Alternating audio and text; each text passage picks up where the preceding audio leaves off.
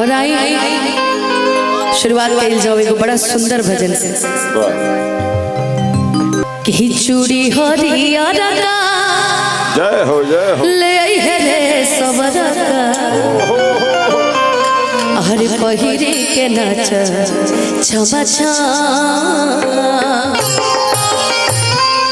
सावरे ना आदमी सोचेला कि गोरहरे लोग पे गीत बनेला ना महादेवो जी सांवर रहले हमने के कृष्ण जी भी सांवर रहले राम जी भी सांवर रहले सबसे ज्यादा गीत सांवरे पे लेकिन तब वो आदमी ये दुनिया में गोरे के पीछे भागता अच्छा वो सब है जी कि करीले सोमारी बचपने से हरे मानीले मनोती अपना मने से कि रुपया वाला मोटहन नहीं पाती चाहिए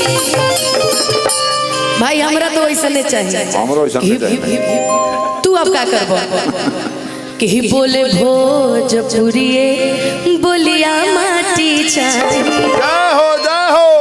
दुल्हा दे हाथी चाहिए ऐसा नहीं रहे खाटी मरद होके काजी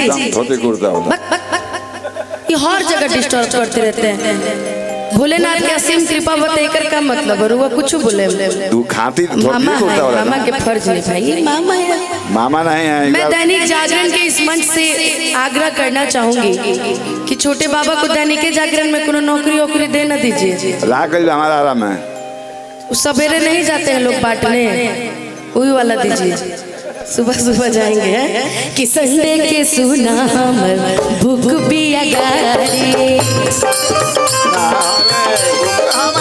मम्मी संग देखा अब की दीदियों जात बारी बड़ी मशहूर होला ओही जाके संखा बोला और बोला चाहिए कसना हो चूड़ी हरियर का ले आई है रे सबर का पहिरे के नाच तमचा हाँ बोलबा चूड़ी हरियर का ले आई है रे सबर का पहिरे के नाच छमछा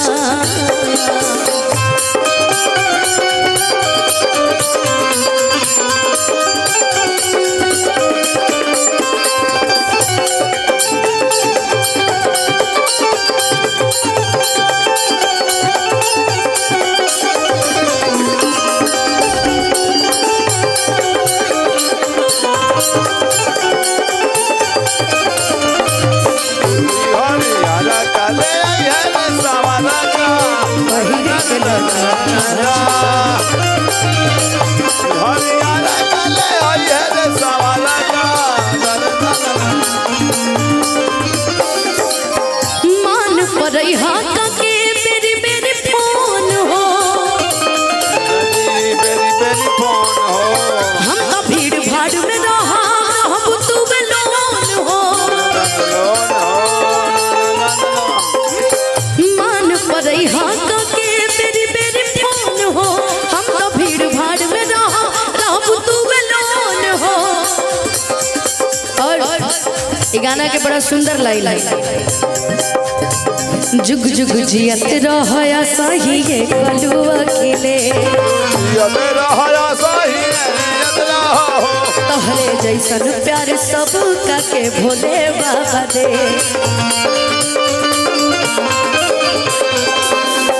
जा जल्दी लेट होई कैसे हमारा भेंट होई जा जल्दी लेट होई कैसे हमारा भेंट होई तू ये दिन दूर रह चूड़ी हरियर का ले आई है रे सबर का पहिरे के नाच तमचा हाँ बोलो चूड़ी हरियर का ले आई है रे सबर का पहिरे के नाच छमछा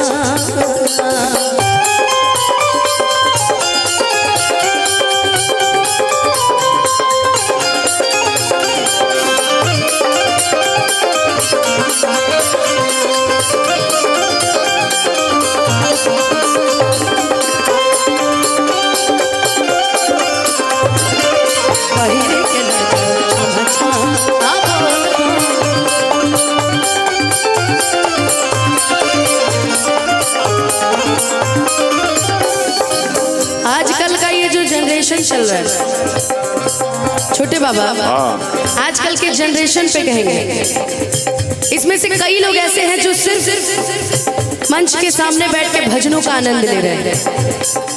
कुछ ऐसे हैं कि मैं मंच पे खड़ी हूँ और मोबाइल चला रहे हैं। कुछ ऐसे भी कहीं दिखा रहे हैं। कुछ ऐसे हैं जो अभी मोबाइल में इंस्टाग्राम देख रहे हैं, है ना? देख रहे हैं ना? हाँ भाई। कौन कौन? अच्छा। और इंस्टाग्राम पे मेरी वीडियो बना के कल पोस्ट करेंगे और लिखेंगे कि me with singer Anupama Yadav in Someshwar Nath कार्यक्रम। अरे राज ना लिखेंगे। कुछ ऐसे भी होंगे जो फेसबुक पे लाइव चला रहे होंगे। कौन कौन है जो फेसबुक पे लाइव चला रहा है? बहुत लोग व्हाट्सएप पर भी लाइव है। कुछ ऐसा नो होंगे जो अपनी गर्लफ्रेंड को वीडियो कॉल किए होंगे और कहेंगे कि देखा ना। सही बात बा। आज हमरा अरे राज की धरती पर अनुपमा नुआइल बिया, ओकरे कार्यक्रम में हमने के जतनी सब के वीडियो कॉल करके देखा चुकल बा। हम आहू देखा नहीं है भाई सभी। सर आप बड़े हंस रहे हैं सर, आप फिर से गलत आदमी को टारगेट कर दिए क्या जी? रुकिए, देखिए कलाकार किस लिए आता है? एंटरटेनमेंट के लिए आता है सर। आपकी स्माइल की वजह से आपने भी किसी को मैसेज किया सर? हंसने लगते हो यार। यार आप लोग की वजह से मैं ज्यादा परेशान हूँ सर। किस पोस्ट में है सर? हाँ जिला दीपक भैया, फिर से जिला अध्यक्ष सर को टारगेट कर दिए हम गलती से। नहीं सर आप बैठिए सर, आपके लिए कोई सवाल नहीं है, लेकिन बड़े अच्छे हैं सर आप। अगली लाइन कहनी है क्या? एक बार जिला अध्यक्ष सर के लिए जोरदार ताली बजा दो यार। हमसे गुस्सा भी होंगे तो माफ कर देंगे। चलो। अच्छा, इसमें आगे में जितने लोग बैठे सभी भोलेनाथ को तो मानते होंगे बहुत? सभी मानते हैं। कौन कौन भोलेनाथ को मानता है?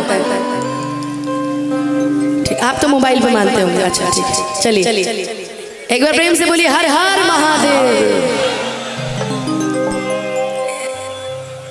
चला ई गीत के बाद एगो सवाल के जवाब दी हो। वीडियो कॉल करब तू हर करी हो पसान हो, अरे यही बहाने हुई बाबा दर्शन हो कि तोहर मम्मी पापा संगवे में यही है हो कि घड़ी घड़ी कर फोन का कहीं है हो कि जा जल्दी लेट होई, अरे कैसे हमारा भेंट होई कि जा जल्दी लेट होई, अरे कैसे हमारा भेंट होई, तू ये दिन दूर रहो। अब वो लोग हाथ उठाएंगे जो सांवले हैं। सांवला कौन कौन है? अब बाकी जो गोरे हैं क्या उखाड़ लिए गोरा होके? लोग हाथ उठे हैं? आधा कौन प्रधानी जीत लिए? सभी एक बार दोनों हाथ उठा और मिल के गाओ कि चूड़ी हरिया रंगा ले आई है रे सवरंगा पहिरी के नचब चमचा। हाँ बोल चूड़ी हरिया रंगा ले आई है रे सवरंगा पहिरी के नचब चमचा। हाँ बोल चूड़ी हरिया रंगा ले आई है रे सवरंगा पहिरी के जाई। हाँ बोल चूड़ी हरिया रंगा ले आई है रे सवरंगा पहिरी के नचब। हाँ बोल चूड़ी हरिया रंगा ले आई है रे सवरंगा पहिरी के नचब। एक बार प्रेम से बोलिए हर हर महादेव। हम देख रहे हैं इसमें कई लोग शांत बैठे हैं, कई लोग आनंद ले रहे हैं, कई लोग गोलू राजा भैया का इंतजार कर रहे हैं। अलग अलग लोग हैं। जैसे चैनल वालों को सिर्फ कंटेंट चाहिए, वो सिर्फ अपने कंटेंट के लिए खड़े हैं। लेकिन आगे हमारी सुंदर सी भाभी आई है। भाभी आपके बगल में आपके पति देव हैं। ये अक्सर ऐसा ही क्यों होता है कि कोई ना कोई किसी ना किसी के बगल में बैठा रहता है? सर आपकी वाइफ है ये? नहीं।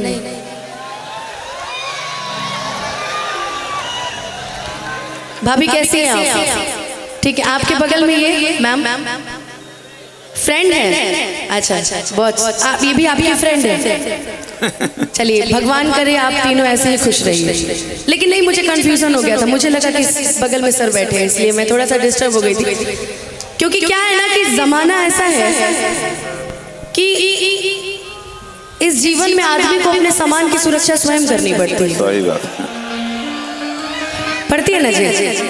अब कोई मेले में ही जा रहा है, कभी खो गया तो कौन जिम्मेदार होगा? दैनिक जागरण नहीं ना जिम्मेदार होगा, छप जाएगा उसमें। अब किसी की बीवी खो जाए तो दैनिक जागरण तो उसकी जिम्मेदारी नहीं लेगा। वो तो पहले ही बोल के भेजा था कि भैया देखिए सावधानी हटी दुर्घटना घटी, साफ साफ शब्दों में लिखा है। आइए एक दो ऐसे भजनों का फरमाइश था, मैं सुना देती हूँ सभी को।